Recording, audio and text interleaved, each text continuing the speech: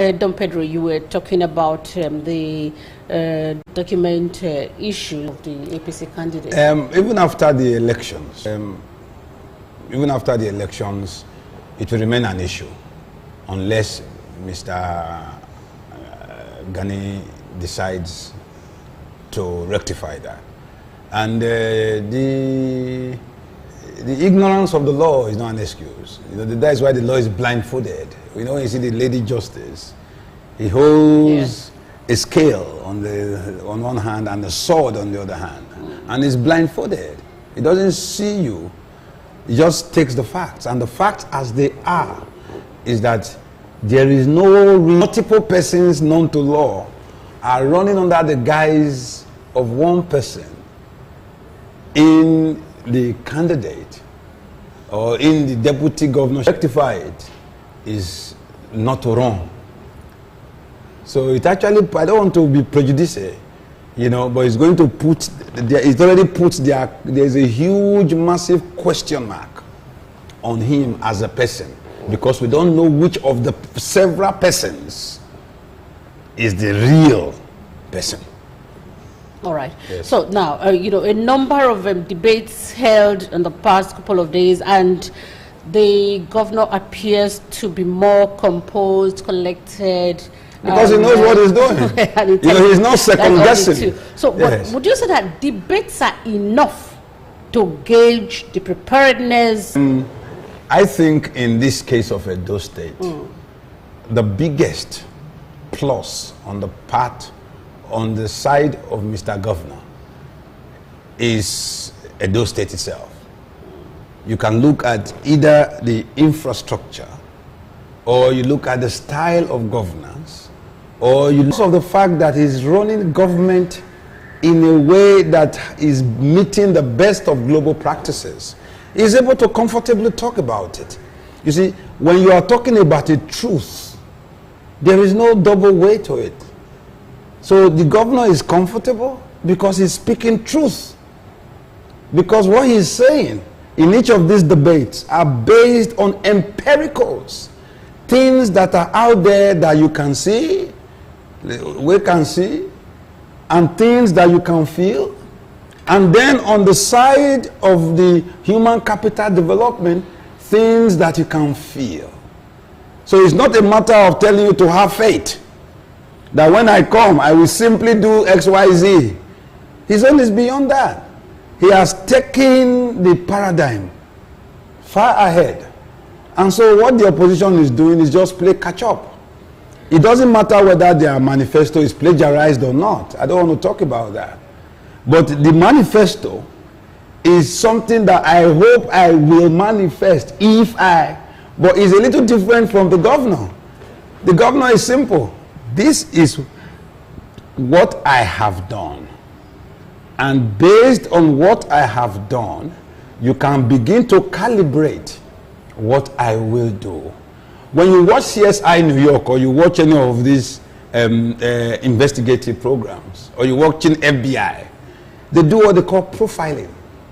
That is based, or in literature, we call it, when you are looking at the character, we are detecting the character of someone, or either is a film actor or a character in a novel. You look at contest questions. What did he say? What did he do? How did he do what he did? And with this, you'll be able to calibrate what he will do. In the case of the FBI, or in the profiling, based on the antecedents of this man, it's called in law precedence. What it don't fair happen. You can now say, because he talk like this, he do like this, he behave like this, now so he go be.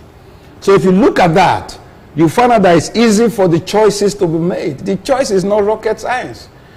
Based on Edo Best, based on Edo Hub, based on the things we have seen with the Edo Secretariat, based on the things we have seen in the agricultural sector, based on the openness of the government, based on the chasing of agberos from the streets, based on the abolition of multiple tier ticketing on the streets, based on being able to take out non-state actors from collecting taxpayers' money and declaring themselves billionaires while the government is poor, based on the Osiomo power plant, based on the fact that this is a governor that has encouraged and launched the first modular refinery in Africa that is not owned by the federal government.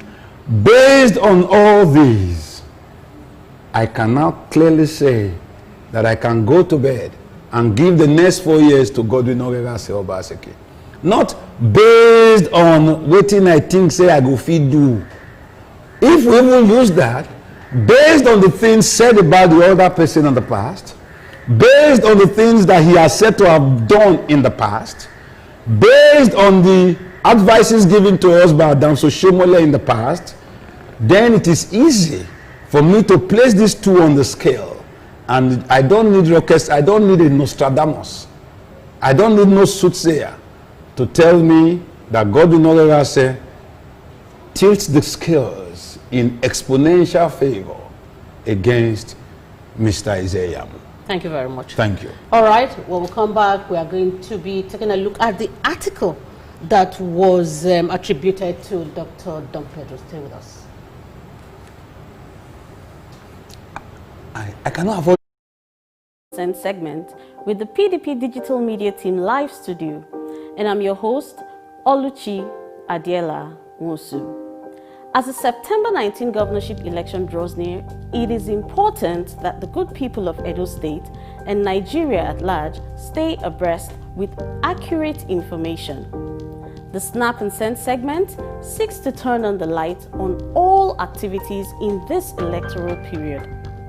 It is imperative that we collectively aspire and report incidents accurately, telling location of incident and using the hashtag Snap and Send. That is hashtag Oredo, hashtag Owonwest, hashtag Igweben, hashtag Snap and Send. Tag us on our Twitter handle at Snap and Send.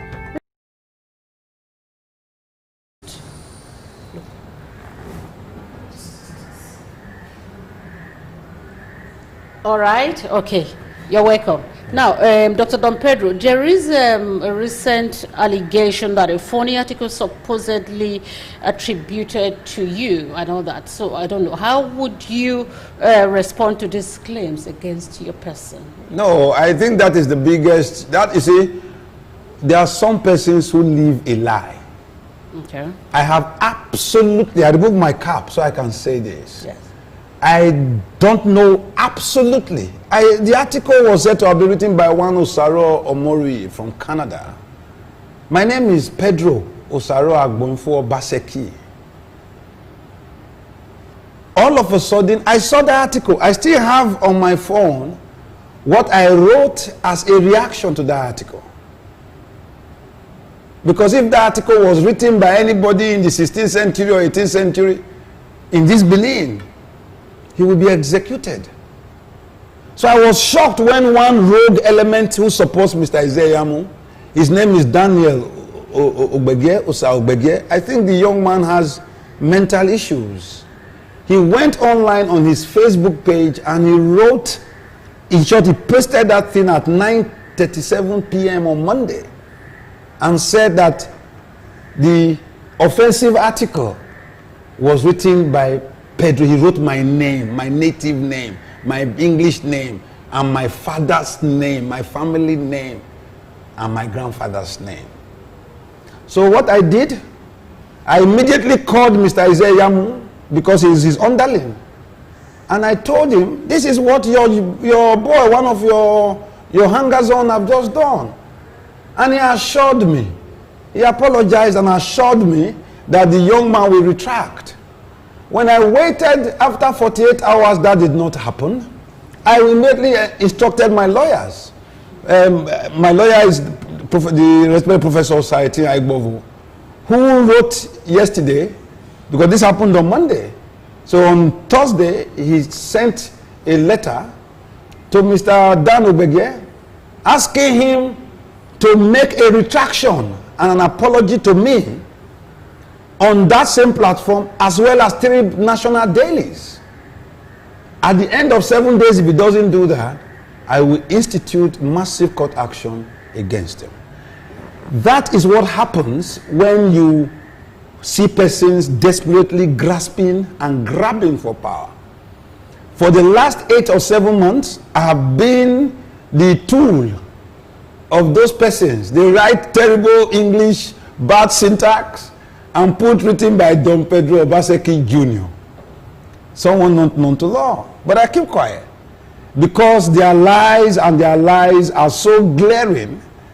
You know, they say when the wind blows, that is when you see the anus of the fowl. That is what is happening. And at the rate they are going, I hope that the gods of our land, our Father in heaven, and our Lord Jesus Christ will not make some of them dance naked in the public square. That is what they are doing.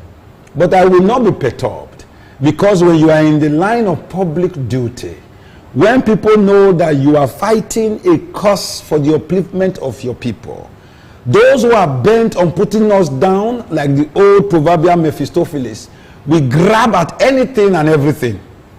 So that allegation is the allegation of a demented mind from an organization of sinking fellows.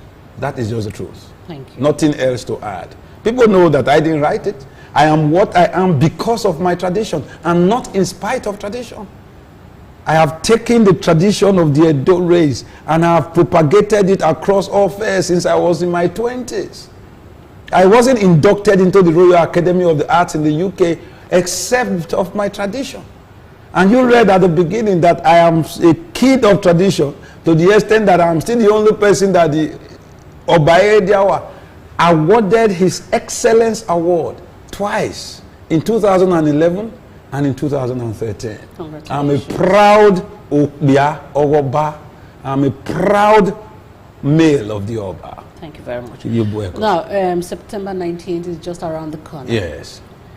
There is fear that has pervaded the air. People No. want to come out. So what would you say to them come September 19, as the election approaches? What have you got to say to the electorate? The electorate, I'm calling all our people in the 3 languages of Edo that I speak. Don't be scared. I remember when I was in secondary school, there was this thing, a writer called James Hadley Chase, and he had this very beautiful title, you know. There was this character they called Poktoholo in the title Want to Stay Alive. He said fear is the key that unlocks the wallets of the rich and the wealthy, which means fear, hoi polloi. We are those who they think they can trample on.